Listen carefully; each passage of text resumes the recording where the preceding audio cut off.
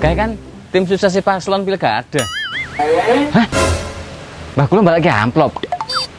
Ngerti aku. Mesti tim sukses kayak lagi nyogok Mbah Kulo, ben Mbah Kulo gelem nyoblos jagone deknen. Ora bener iki.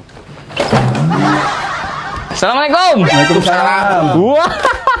Mbah Kulo memang hebat.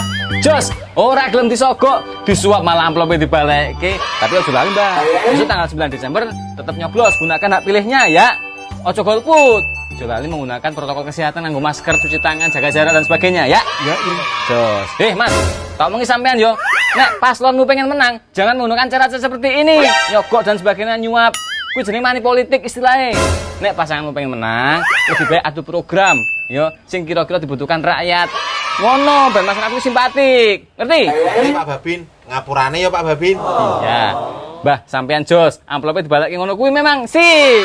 Yo, kan duitnya sak juta Pak Babin. Amplopnya tak balekke kan sano gunane. Waduh, tak pikir Mbak Kulo ki rasa disogok. Jebule duitnya ditambani amplopnya dibalekke.